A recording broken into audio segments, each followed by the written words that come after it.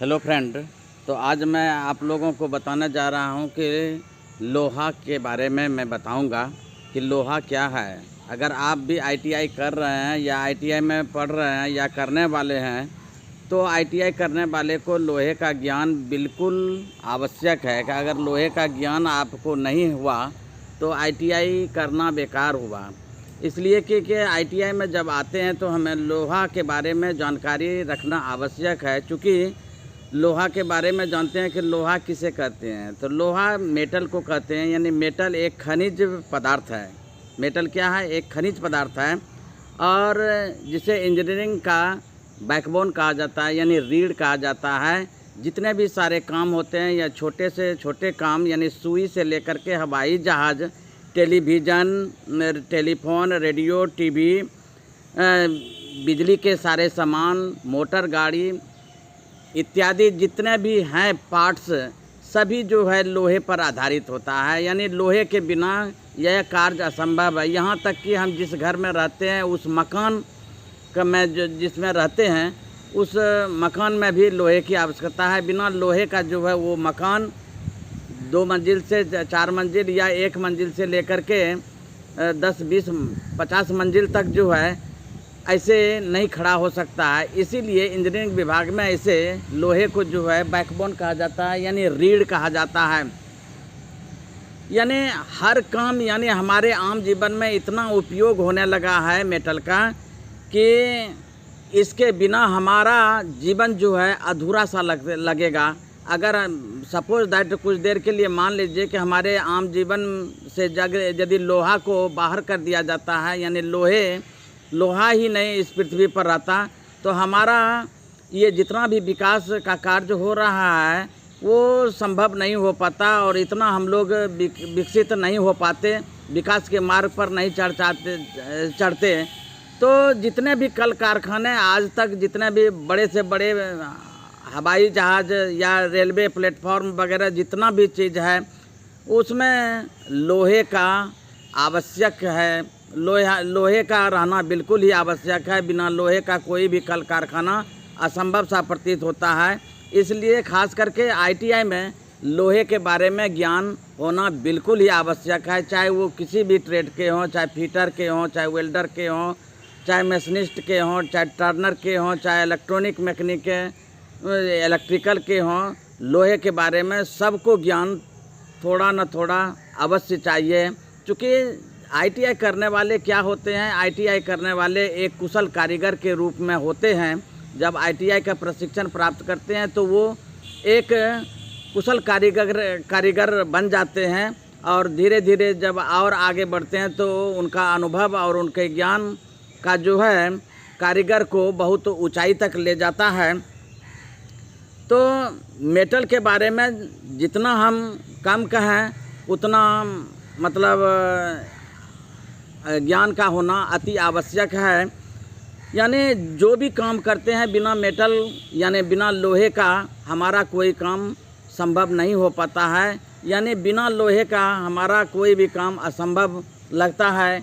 यानी लोहा अवश्य चाहिए। हम यदि कोई भी काम करते हैं कल कारखाने में या आईटीआई में जितने भी जॉब वगैरह बनाते हैं, तो मैकेनिकल ग्रुप में खास करके लोहे से लड़ना पड़ता है, और लोहे पर विभिन्न प्रकार के हम जॉब बना करके प्रशिक्षण प्राप्त करते हैं। इसलिए लोहे का ज्ञान अति आवश्यक है, क्योंकि लोहे का ज्ञान अगर नहीं रहेगा हमें तो हम किस मेटल को कैसे पहचानेंगे, और जब मेटल को नहीं पहचानेंगे तो उसके अनुसार हम कटिंग स्पीड या कटिंग फीड को हम उचित रूप से नहीं लगा पाएंगे।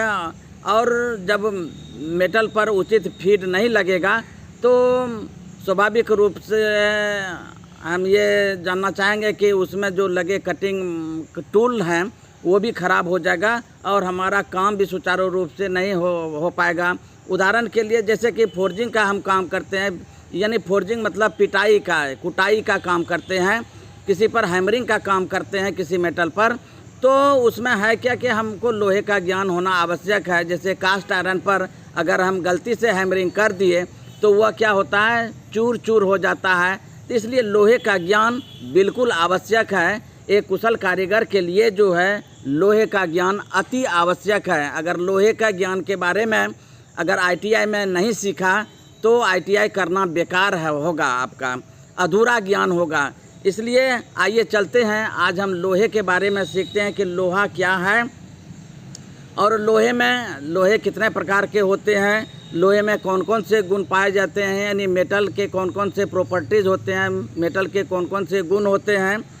तो मुख्यतः मेटल के 3 प्रॉपर्टीज़ के नाम से जानते हैं, जैसे भौतिक यानी फिजिकल प्रॉपर्टीज़, मैकेनिकल प्रॉपर्टीज़ यानी यांत्रिक गुण, और तीसरा होता है रासायनिक गुण यानी केमिकल प्रॉपर्टीज़।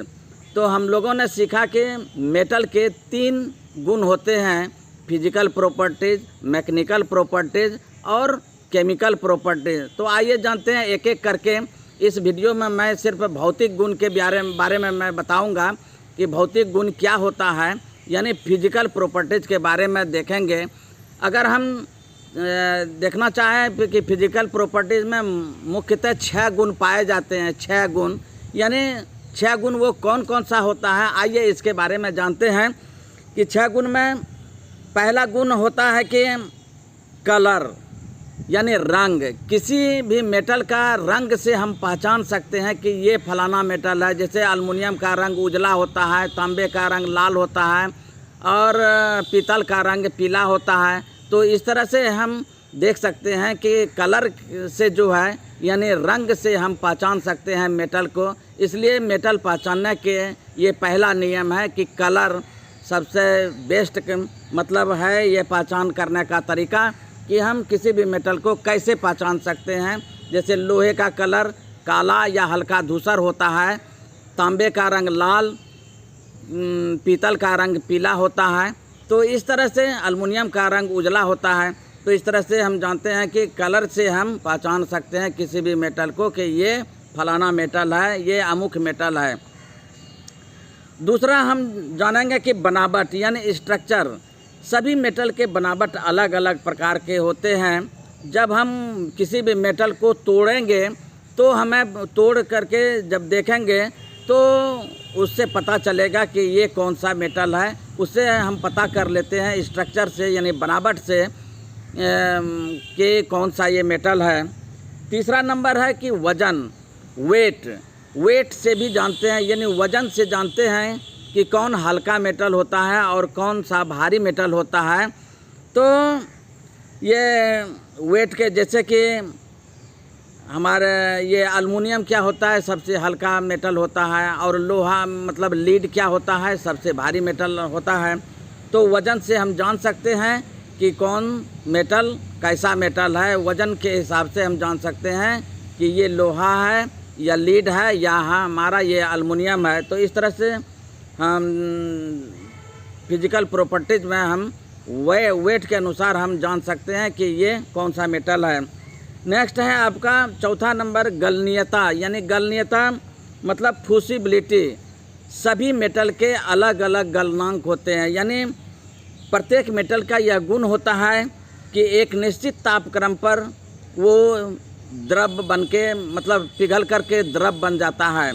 तो जिस तापमान पर कोई मेटल पिघल कर द्रव बन जाता है तो उस तापमान को मेटल का जो है क्या कहते हैं, गलनांक कहते हैं, यानी मेल्टिंग पॉइंट कहते हैं। भिन्न भिन्न मेटल का मेल्टिंग पॉइंट जो है विभिन्न तरह का होता है। तो आइए एक नज़र डालते हैं कि कौन मेटल कितना गलनांक पर यानी कितना तापक्रम पर वो पिघलता है। जैसे कि स्टील का लीजिए तो स्टील जो है 1615 डिग्री सेंटीग्रेड पर पिघलता है। आपका रॉट आयरन जो है, रॉट आयरन 1600 लगभग सेंटीग्रेड पर पिघलता है, यानी पेस्टी फॉर्म में ये 1600 डिग्री सेंटीग्रेड में पिघलता है। कास्ट आयरन का लीजिए तो 1250 डिग्री पर पिघलता है। तांबा का ले लीजिए तो 1083 डिग्री सेंटीग्रेड पर पिघलता है। पीतल का लीजिए तो पीतल का 982 डिग्री सेंटीग्रेड पर पिघलता है। एल्युमिनियम का लीजिए तो 648 डिग्री सेंटीग्रेड पर पिघलता है। जिंक का लीजिए तो 415 डिग्री पर पिघलता है। शीशा का लीजिए यानी लेड का 327 डिग्री सेंटीग्रेड पर पिघलता है। और टीन का 230 डिग्री सेंटीग्रेड पर पिघलता है। तो हम लोगों ने देखा कि गलनीयता जो है यानी गलनांक मेल्टिंग पॉइंट सभी मेटल के अलग अलग होते हैं। तो ये आपका फ्यूसिबिलिटी हुआ यानी गलनीयता हुआ, गलनांक यानी मेल्टिंग पॉइंट से हम पहचान सकते हैं कि ये कौन सा मेटल है, किस तापक्रम पर जिस तापक्रम पर जो मेटल पिघलता है उससे भी पता चल जाता है कि ये अमुक मेटल है, यानी स्टील है कि रॉट आयरन है कि एल्युमिनियम है कि कास्ट आयरन है कि तांबा है कि पीतल है, जिंक है, शीशा है, टीन है इत्यादि के बारे में हम इसके बारे में जान सकते हैं। तो नेक्स्ट आइए चलते हैं चुंबकीय। प्रत्येक मेटल का गुण होता है कि उसमें चुंबकीय गुण होते हैं।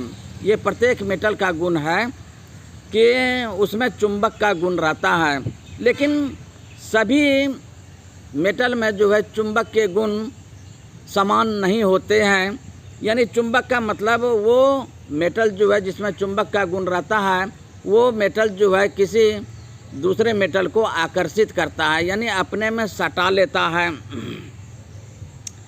तो मेटल में ऐसा गुण, सभी मेटल में जो है ऐसा गुण नहीं पाया जाता है।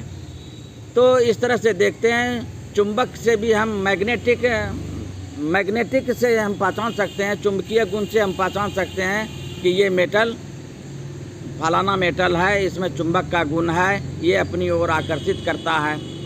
तो इस तरह से नेक्स्ट अब चलते हैं कि चालकता, कंडक्टिविटी।